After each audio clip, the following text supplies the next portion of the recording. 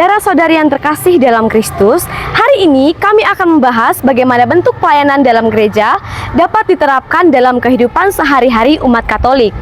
Pelayanan dalam gereja tidak hanya dilakukan di dalam gedung gereja, tetapi juga dapat diwujudkan dalam keseharian kita sebagai umat beriman. Pelayanan ini menjadi bentuk nyata dari kasih dan ajaran Yesus Kristus dalam hidup kita. Nah, teman-teman, kira-kira siapa yang sudah tidak sabar untuk masuk materi? Saya. Baik, jadi kita akan masuk ke materi yang pertama, yaitu bentuk pelayanan dalam gereja Katolik. Terdapat berbagai macam bentuk pelayanan yang dapat kita terapkan di kehidupan sehari-hari. Poin yang ke-A, dengan kegiatan pertama adalah mengikuti kegiatan misa dengan penuh kesungguhan dan aktif terlibat dalam liturgi. Yang kedua, mengikuti lektor, pemazmur, ataupun anggota KOR untuk mendukung ibadah. Yang ketiga, membantu sebagai misdinar ataupun tata laksana dalam perayaan Ekaristi. Yang keempat, mempersiapkan altar dan seluruh perlengkapan ibadah dengan penuh rasa tanggung jawab. Yang kelima, mengajak keluarga ataupun teman berpartisipasi dalam ibadah rutin. Kemudian, poin yang ke-B adalah pelayanan kasih atau diakonia. Kegiatan yang pertama adalah membantu sesama yang membutuhkan seperti orang sakit, lansia, dan juga fakir-fakir miskin. Yang kedua, berpartisipasi dalam kegiatan sosial gereja seperti bakti sosial, donor darah, ataupun penggalangan dana untuk korban bencana. Yang ketiga, menjadi relawan dalam organisasi sosial berbasis gereja seperti Caritas ataupun komunitas pelayanan lainnya. Yang keempat, mengunjungi panti asuhan ataupun panti jompo yang berbagi kasih dan kebahagiaan. Yang kelima adalah menyediakan makanan atau pakaian bagi mereka yang kurang mampu. Yang keenam, menjadi pendamping bagi orang-orang yang sedang mengalami kesulitan dalam hidup. Poin yang ke-C adalah pelayanan pewartaan. Kegiatan yang pertama, menyebarkan nilai-nilai Injil dalam kehidupan sehari-hari.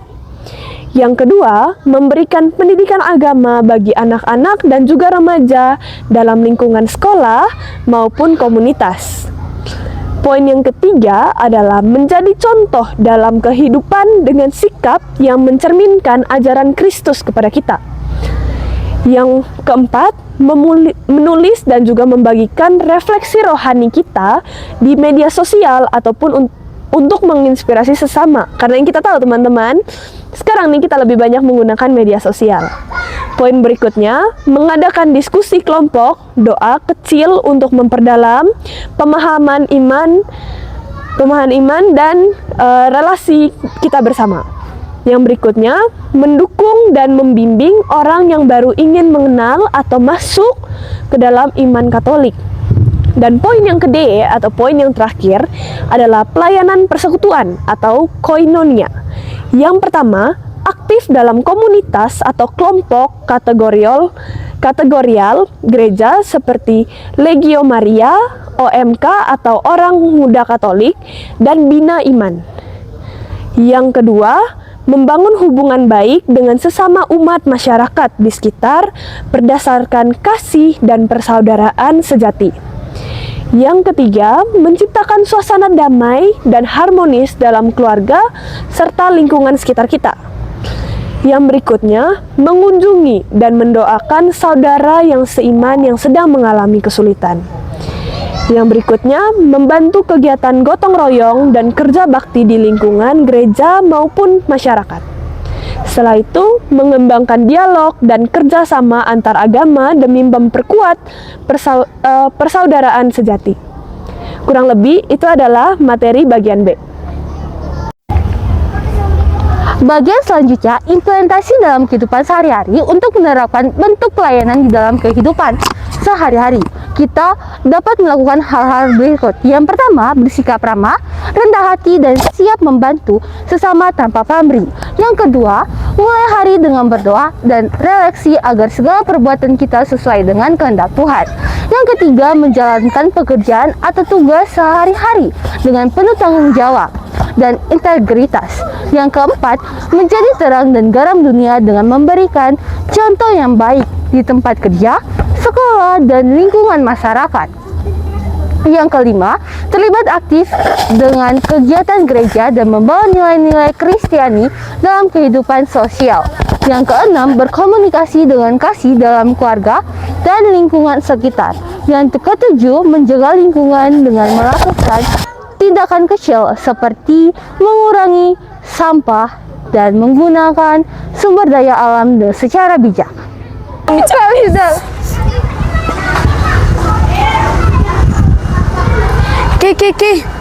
Kamu tahu tidak tentang kisah nyata Pastor Kasmir yang memberikan pelayanan di tengah keterbatasan? Oh ya, yang ada di paroki Santo Antonius Padua di Beling, Ruteng, Nusa Tenggara Timur kan? Ya. Jadi teman-teman, kisah nyatanya adalah pelayanan di tengah keterbatasan.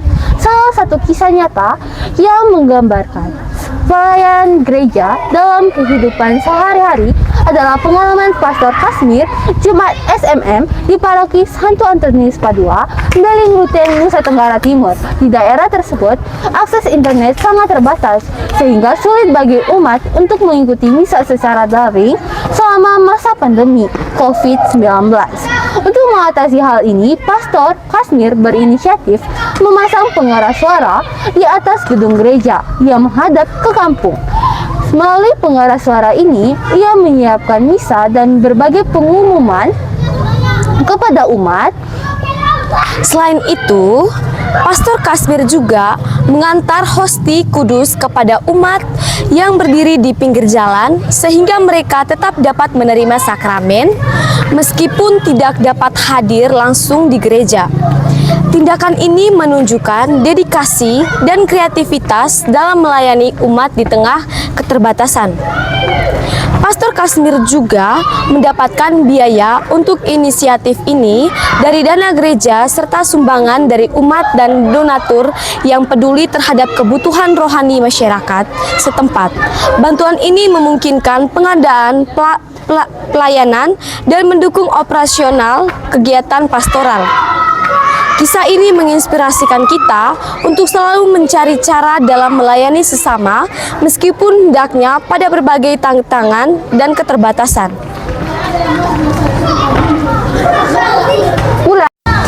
Nah, teman-teman, saya yakin kita di sini semua sudah memiliki gambaran. Nah, untuk memperjelas lagi, saya akan panggil Kakak Citra untuk memberikan kesimpulan. Silakan. Jadi kesimpulannya di sini teman-teman, pelayanan dalam gereja bukan sekedar aktivitas dalam pembangunan gereja, tetapi harus menjadi bagian dari kehidupan kita sehari-hari. Dengan menerapkan berbagai bentuk pelayanan ini, kita tidak hanya memperkuat iman kita sendiri, tetapi juga membawa terang Kristus kepada dunia.